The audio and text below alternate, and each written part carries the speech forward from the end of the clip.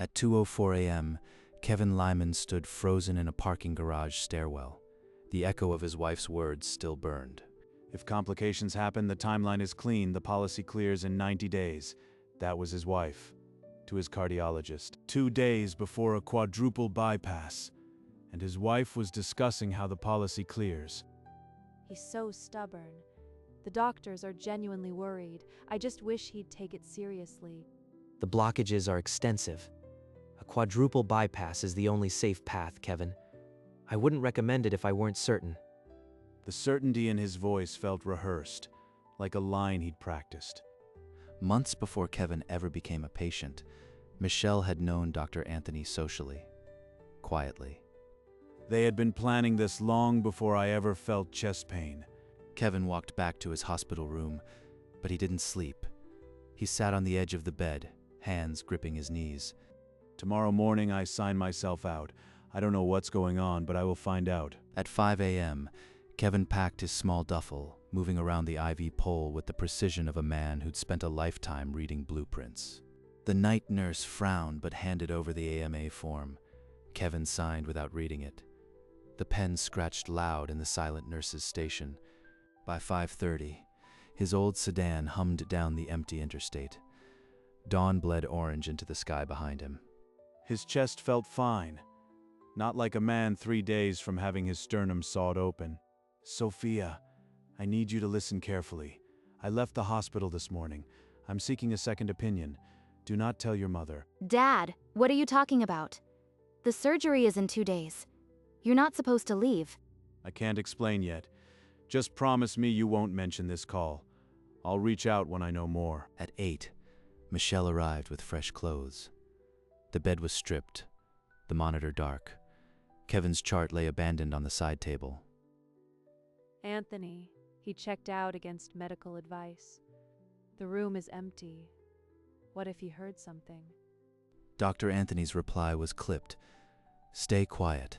By 10:30, Kevin's sedan pulled into a parking spot at the Heart and Vascular Institute. The new cardiologist listened without interruption. Kevin laid out the scheduled bypass, the whispered words, his gut screaming. I want every test you've got. If my heart's a ticking bomb, prove it. By noon, blood was drawn, electrodes placed, contrast dye injected. Somewhere in the building, a CT scanner hummed. At home, Michelle's voice floated through the phone line. Sophia, your father signed out AMA. He's paranoid. The doctors say he's a high risk out of hospital. Dad, Mom says you're going to collapse. Please come back. I'm closer to the truth than I've been in months. Trust me, one more day. Kevin hung up. The fluorescent lights of the waiting area buzzed overhead. Across town, Mary Ferris answered her phone. Michelle, what do you mean he walked out? Is he all right? Mary's voicemail arrived on Kevin's phone an hour later. Kevin, whatever is happening, you don't have to face it alone. The technician pressed the ultrasound wand against Kevin's chest. He stared at the acoustic tiles, counting his breaths. If they find nothing, I'm not crazy. If they find something, I'm dead. Either way, I need to know. By 3 p.m., a records request from the Heart and Vascular Institute arrived at Dr. Anthony's office via encrypted fax. Michelle, they want every image, every note? Did you know he was doing this? He's paranoid, but not stupid. If they overlay those scans, we're finished. Dr. Anthony's knuckles went white on the steering wheel. The silence on the line was answer enough. In the institute, Kevin paced a narrow corridor, his phone clutched like a lifeline. Every minute that passed felt like another minute they had to cover their tracks. A nurse appeared. Mr. Lyman, your angiogram is with radiology. The doctor will have an initial read soon. I'll wait. At 4:15, the cardiologist showed him the angiogram. His arteries were remarkably clear, with none of the blockages Dr. Anthony had described. The bypass was a lie. If I hadn't overheard, I'd be on the table tomorrow. He asked for his original scans. The institute had requested them from Dr. Anthony, who had 48 hours to comply. Sophia, the new tests look promising, but I need you to keep this quiet until I know more. Dad, Mom keeps calling me. I haven't told her anything yet, but she's getting frantic. Sophia, I know he's called you. Where is your father? I have a right to know. He's at some cardiac institute out east getting a second opinion. He sounded relieved. Kevin's phone buzzed with a text from Michelle. "You're making a terrible mistake. Come home, now." Kevin silenced the phone. He wasn't returning while she wrote the story. Anthony. He's at an independent center. They're comparing scans. We need to act. The following afternoon, a padded envelope arrived from Dr. Anthony's office. Inside, a CD-ROM containing every cardiac image he had ordered for Kevin Lyman. The cardiologist loaded the new angiogram side by side with the old scans on the wide light board. That's not my chest. I've never broken a rib. The radiologist marked the old image, a healed rib fracture plainly visible, while Kevin's new scan showed no such injury. The sternal widths didn't match either. These aren't my scans. They scheduled a quadruple bypass based on someone else's arteries. The cardiologist said it wasn't a simple mix-up. He was ethically bound to report this to the medical board. Then report it. Kevin lowered himself into the chair. The reports in his file, the stern diagrams, the surgical recommendations, all built on falsified images. Michelle, Anthony, they'd been constructing this for months, maybe longer. The whisper in the parking garage finally had its answer. Not about treatment, but about making him disappear. Kevin signed the authorization with a steady hand. The report, with comparative imaging, would reach the board by morning. He called Mary Ferris from the car, his voice quieter than she'd ever heard. "Mary, the bypass was built on falsified scans. They used someone else's arteries. I'm safe, but it's worse than I imagined." Oh, Kevin, I'm driving up tonight. You won't face this alone. As they spoke, a state medical board subpoena clattered through the fax in Dr. Anthony's office, requesting all imaging and office notes. Dr. Anthony's face went pale as he read it. His hand trembled over the receiver. Michelle, they've got the comparisons.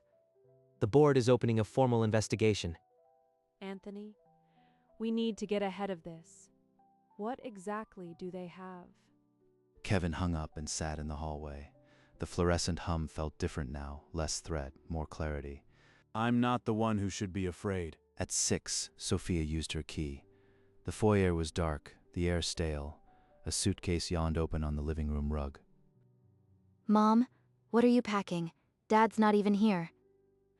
Your father's paranoia is out of control.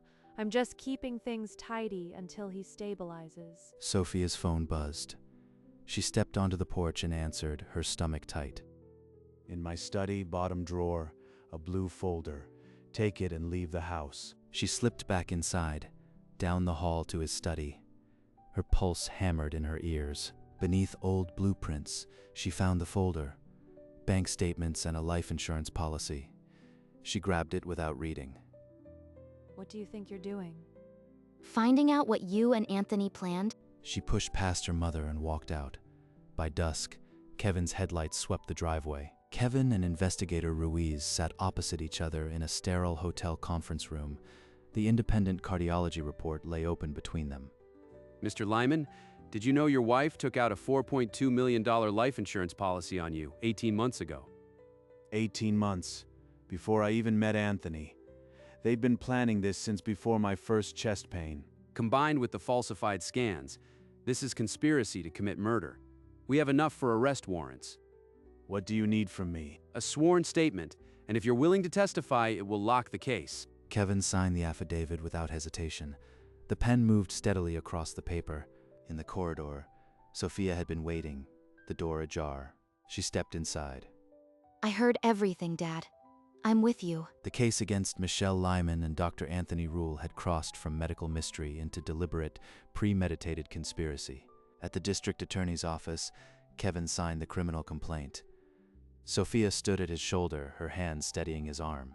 300 miles away, Dr. Anthony stood at an airport ticket counter, a small carry-on his only luggage. Before he could finish the transaction, 2 men in suits flanked him. One raised a badge. Kevin's phone buzzed on the conference table. Investigator Ruiz's name lit the screen. We have Rule detained at the airport. He's not leaving the country. The net was closing. No more escapes. And Mom? In her sister's kitchen, Michelle's phone rang. Her sister's voice was thin. They're looking for you, Michelle. The police were just here. Kevin ended the call with Ruiz. Sophia's hand found his. Outside the window, the first squad car turned the corner. At 7:42 p.m., officers approached the ranch house. The door opened before the second knock. Michelle Lyman, you are under arrest for conspiracy to commit murder. A local news van braked on the gravel. A cameraman shouldered his rig as she was led out. In the hotel room, Kevin and Sophia watched the breaking news in silence. The Chiron read, "Arrest in cardiac plot." That's my wife, 32 years, and I'm watching her arrested for trying to have me killed. His phone rang. An insurance company investigator. Mr. Lyman, based on the pending charges, the $4.2 million policy in your name is officially void. Thank you.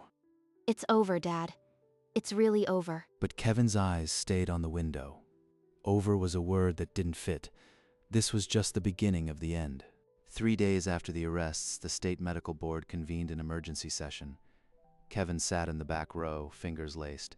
The comparative CT scans were projected onto the screen. The radiologist's report left no ambiguity. These were not the same patient. The board voted unanimously to revoke Anthony Rule's license, effective immediately.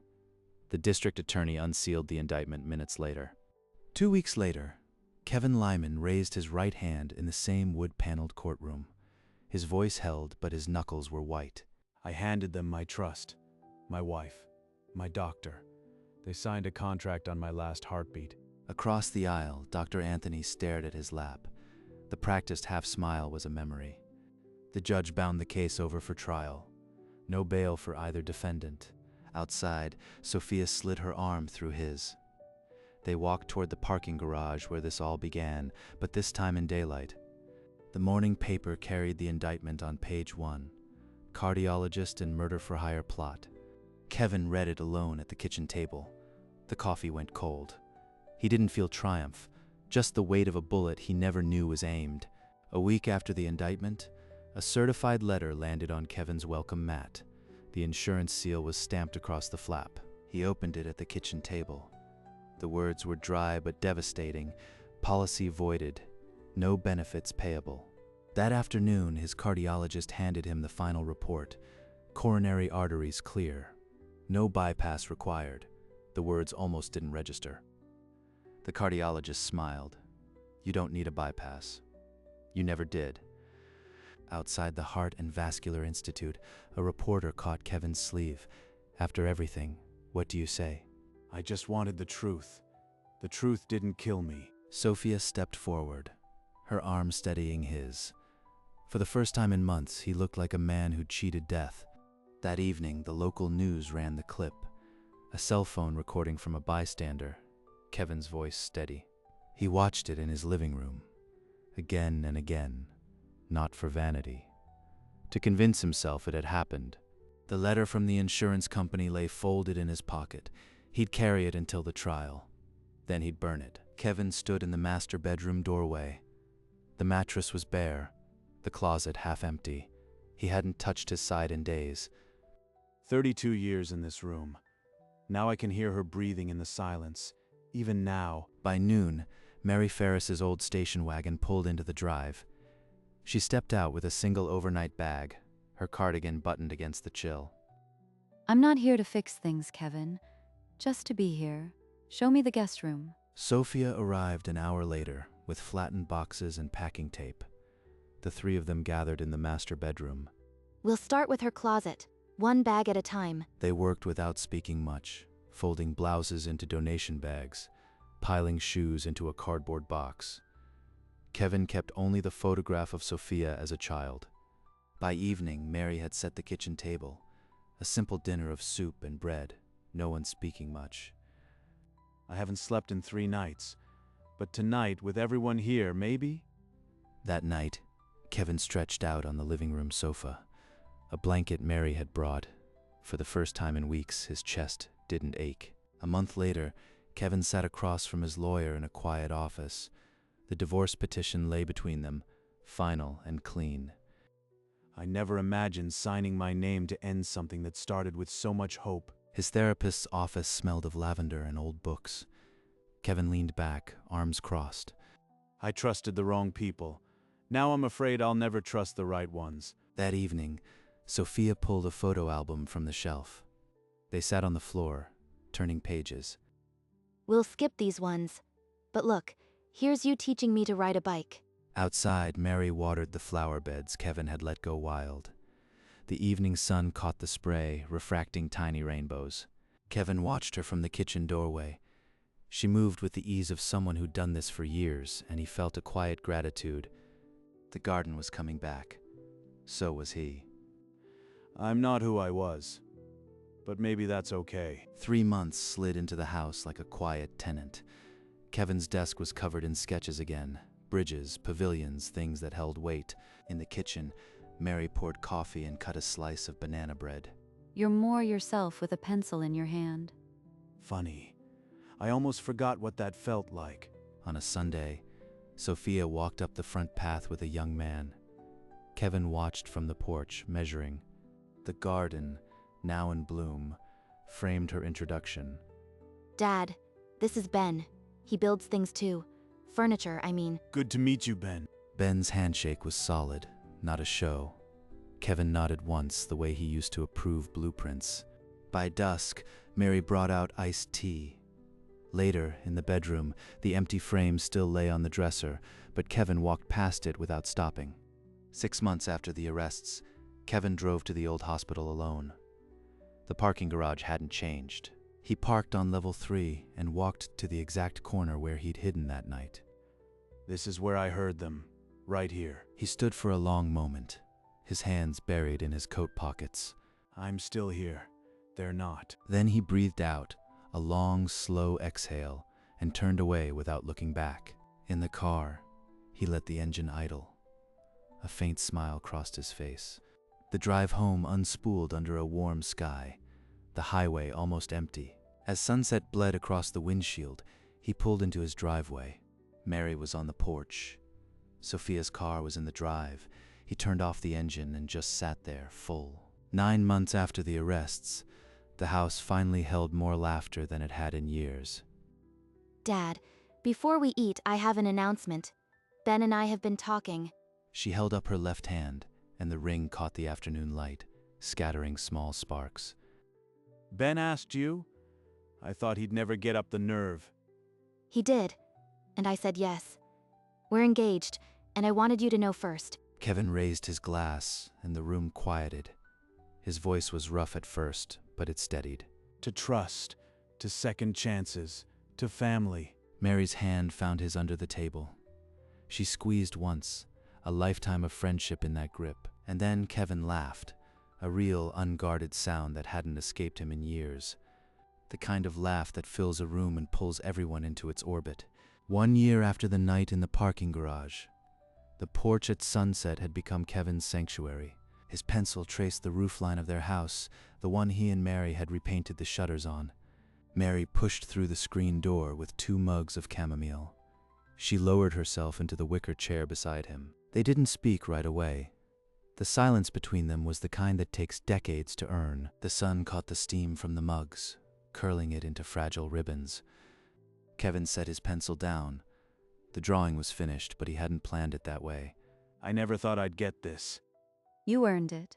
Not because you survived, but because you let yourself come back. The streetlights flickered on one by one, mapping the quiet streets below. The pencil could wait. The house was full, the garden was alive, and the man who almost wasn't was finally home. Late October, nearly 2 years after the parking garage, the phone on the kitchen counter lit up with Ruiz's name. The judge sentenced Rule to 15 years for conspiracy to commit murder. Michelle got 8. It's finally over, Kevin. Kevin stood very still, outside the window. The garden was winding down for winter.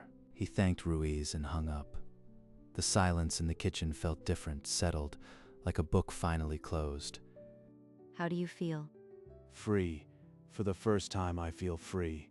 The insurance policy, the falsified scans, the nearly signed death warrant, all of it now official record. No more open loops. He pulled the old voided letter from his file drawer and fed it into the shredder. The sound was satisfying. Later, on the porch, he watched the sunset with Mary. The garden needed pruning, but there was time. They had time. And Kevin Lyman, the man who almost wasn't, was finally, simply here. The following Sunday, Kevin drove alone to the cemetery where his parents were buried. He walked the narrow paths until he found the familiar plot, headstones softened by moss and time. Almost had my own stone here. Same plot, same earth. He pressed 2 fingers against the cool granite, tracing the chiseled letters of his father's name. A break in the clouds sent a shaft of light across the plot, catching the names like a silent blessing. He straightened, chin up, and let the light fall on his face. But I'm not there yet. I'm still on this side. He turned and walked back toward the dirt path, his steps unhurried. The road home unspooled under a sky that seemed wider than before, and he didn't look back. The garden, now in full spring, had become a place of new beginnings. Kevin, Sophia, and Mary gathered around a sapling. Dad, you said a tree should be planted deep enough to stand storms. It's an art, not a science. You're planting it too deep. This isn't a foundation, Kevin. Sophia laughed, and the sound curled through the yard like a song she'd forgotten she knew. The sapling settled into the earth. Kevin tamped the soil with a gentle, practiced hand. The afternoon sun cut through the young leaves, scattering light across their faces. Kevin straightened and wiped his brow. For a long moment he just looked at them, Sophia, Mary, the tree. The man who was almost erased by the people he trusted most had planted his roots again. Some men build bridges, some build buildings. Kevin Lyman rebuilt himself.